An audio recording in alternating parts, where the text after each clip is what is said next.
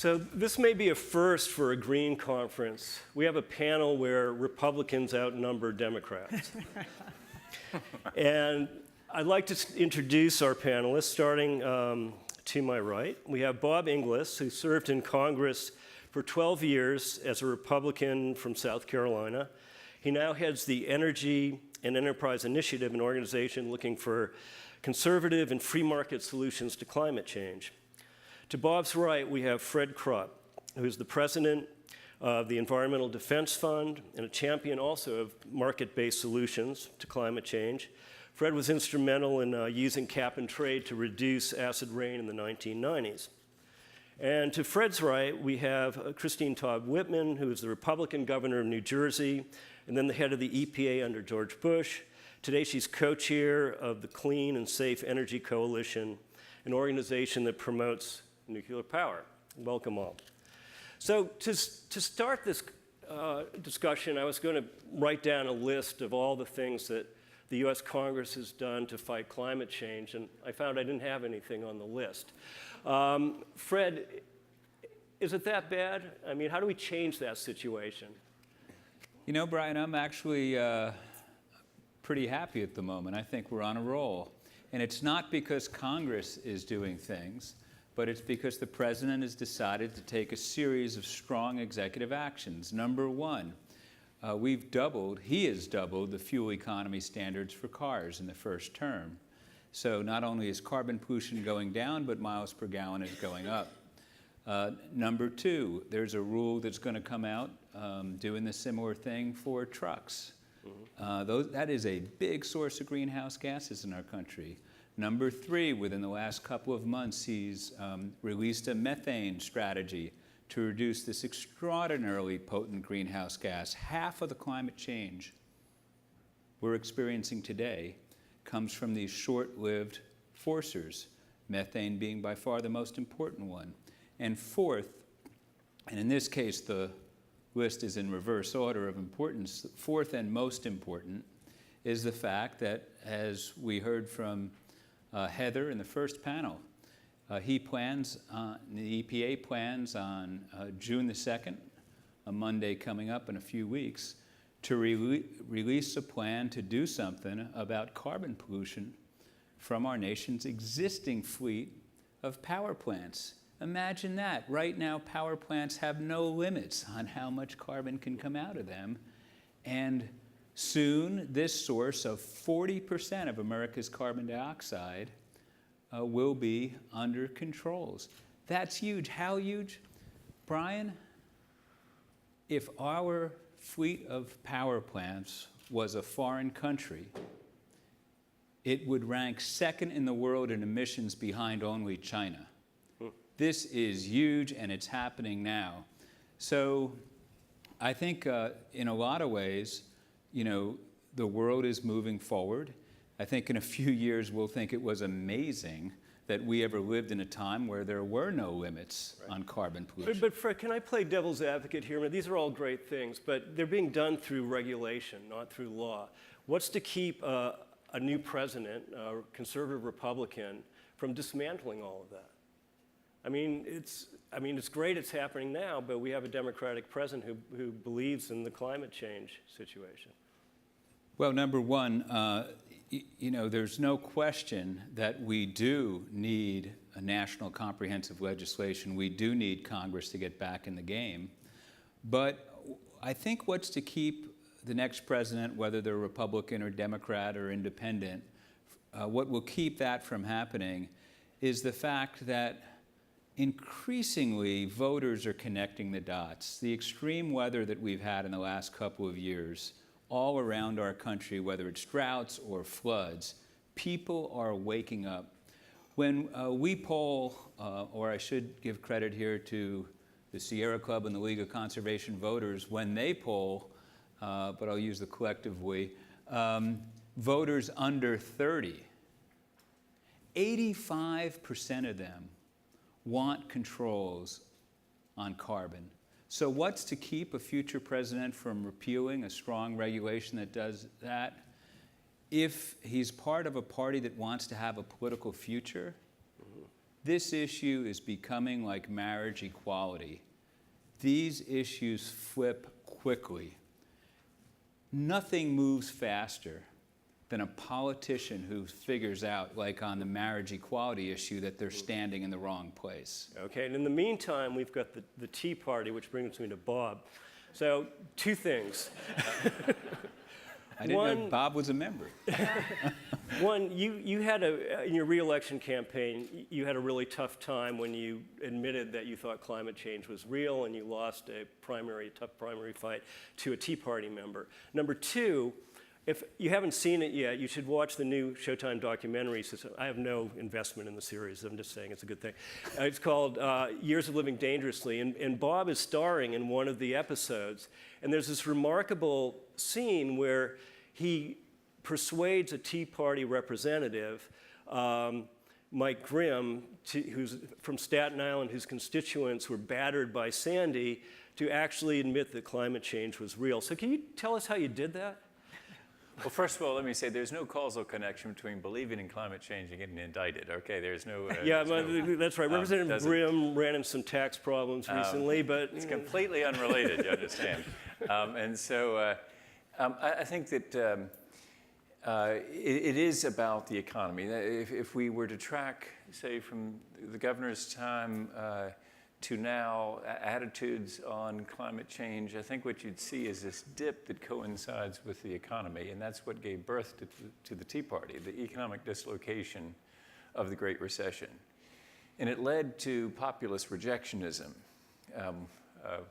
My term, I guess, it's clearly populist, it's also rejectionism. It's rejection of the science, it's rejection of all things Obama, of course, and rejection of, really more fundamentally, the idea we can come together and solve really big challenges. That's what you get out of a Great Recession.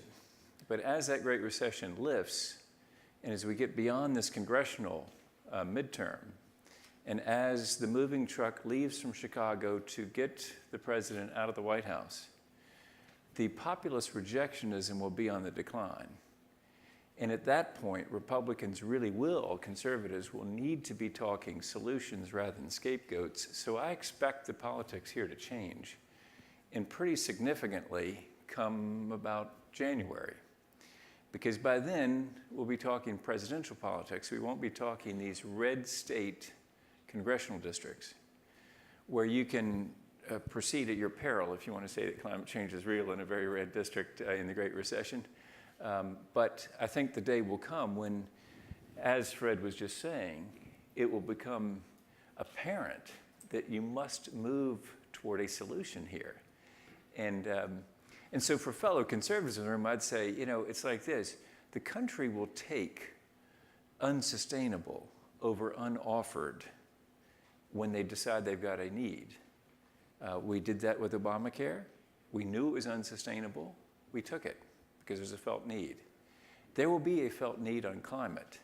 And the question for us as conservatives is, will we be there with a solution offered, or will we wait, offer nothing, and have the country take unsustainable? Yeah, I'd like to get Christy to comment on that, but before I do, can you just tell us how you changed Representative Grimm's mind? What did you say to him? Well, basically, we had a good discussion about the impacts. He's very moved by the what happened. Basically, I think what it boils down to, Brian, is eventually shaky ideologies are overcome by facts and experience. And so his constituents had been through this incredible experience. And so ideologies don't stand when you have those kind of facts and those kind of experiences. And so, Christy, how do you change minds in Washington? We were talking earlier about you can't, bend someone's arm until they cry uncle if they don't believe in climate. What's the approach, and can business play a role in doing that? Absolutely. And then we're going to open it up to questions, so be thinking. The two things that really drive Republicans are fiscal growth, economic growth, and national security. Climate change runs smack headlong into both of those things. We have more and more studies. All we have to do is look at what's happening in Ukraine right now to appreciate the impact that that energy policy can have. And look at how our military for the last few years has been doing a series of exercises to anticipate how their missions will change given instability around the world and the opening of the Bering Sea, that sort of thing, what they're going to have to do for our military and what it means when you have instability in sub-Sahara because of droughts and because of people unable to earn a living or even live because of climate change, and what that means for openings for those groups, those terrorist organizations don't support us. And you have the Joint Chiefs saying things about the national security imperative of dealing with climate change. So that's one side of it. The other is that you now have, and you've had, a number of companies that are coming forward and saying, we need to have a carbon regulation. You have Mars, you have other supposedly conservative So why are they companies. saying that? It seems like, it For a seems couple of strange to me that a reasons. company's going to ask for regulation. There are a number of things happening. One of most of the companies that are doing this are multinationals, and the rest of the world is way ahead of us in regulating carbon and dealing with the issue of climate change, and we need to harmonize. They need to play in all those fields. And so they feel very strongly that it's coming at some point. They're saying, just do it now so we know what the rules are, so we can make plans for our capital investments, because it takes a long time to bring things forward. And if they're going to make a big capital investment, they want to know it is where the government wants them to be. I mean, it'd be nice to have a national energy policy. I would think that would be something. Well, also Congress might companies don't do. want to have to deal with 50 different sets of state regulations. And they don't want to have to right? deal with all the different state regulations as well in this country. Yeah. So the fact that you've got companies like Mars and ExxonMobil and starting to engage now in this climate debate, coming forward saying we need to do something about that. You've got, it's the kind of pressure that may finally bring people's attention to when, as Bob points out, you start to get away from just this negativism and the depression that people have about feeling about the economy. When they start to feel a little bit better about the economy, they're going to be willing to do it. And as Fred pointed out, people respond to the weather. They don't understand climate change. It's too big a thing for them, and they'll say, what can I do that can affect climate change? But the weather, they're starting to put the pieces together. And the fires you have in Southern California now from the drought, and all the projections for the drought not changing anytime soon, now people are starting to say, the climate has changed. Okay. We are seeing a permanent change here Right. that has a very direct impact on me. And Okay, that's so, what so we're bring paying home the attention. weather to people and get Obama out of the White House. We'll get some change. Questions from the audience? I'm not sure. Maybe. It's hard to see out there. Do we have a question for our speakers? Okay. So, Fred, what do you make of this? Do you think that we'll have a sea change after the next election and we'll make some more progress in terms of a national law on carbon? Well, And can you sell it as a tax policy? Can you sell it as, we can make this revenue neutral. We can, not raise taxes and costs by doing this. Is that the way to sell a national policy? Well, Brian, first of all, again, I'm optimistic. I know this is a little disconcerting. We, the environmental community, are supposed to be bemoaning the state of the world and never supposed to be happy. But we are on a roll with executive policy, and the politics it's predictable that they're going to shift in our favor. So what year it will be, whether it will be 2015, as Bob has predicted in January, or 2016, or 2017, I don't have a crystal ball. I know these things move much quicker. There's dams that break, and we've seen it on other issues, as I've said. I think, Governor Whitman is exactly right when she says the business voice is critical here. And I think more and more businesses are realizing that, they typically on any issue call for a stable business climate, and now they're understanding that the climate is the ultimate business climate as insurance costs go up. Right. So I think politics are on the side of big, significant change. And I think folks understand that the longer we wait, the more radical change will be. I am all for market incentives, putting a price on carbon, a cap on carbon. My view is it's too early to know what proposal is going to have traction. But we will be advocating for something that maximizes, the entrepreneurial drivers. Right. That people invent new stuff to combat this problem, and that means, getting the incentives right and keeping costs of solving the problem down, because that will lead to the broadest possible. I'd like to public ask support. both. Can I just, Go ahead, I just Christy. want to say that I'm a little less sanguine than Fred about the impact of the regulations, because what I'm afraid of, I've seen it happen so many times. First of all, anytime EPA promulgates a regulation, it goes into court, and so that can take years to work its way through. But I also worry that it's putting a bigger and bigger target on the agency as far as the truly conservative members of Congress. And if you look at the districts, all they have to, districts are written for the incumbents. And if it's a red or a blue, you don't worry about the general election, you worry about your primary, and you move further to the right or further to the left. And they can starve EPA. They can make it very hard for EPA to do the work it needs to do. So I'm glad to see that the push ahead to deal with these things that are so terribly important. We have to be careful about overreach with the agency. We have time for one more question, or I'll ask a question. We have one. Andy. Thanks, Brian. So I have a question. I liked your populist rejectionism, but on the other hand, you also say, well, we got closer than we ever might have imagined with legislation, right in the middle of that.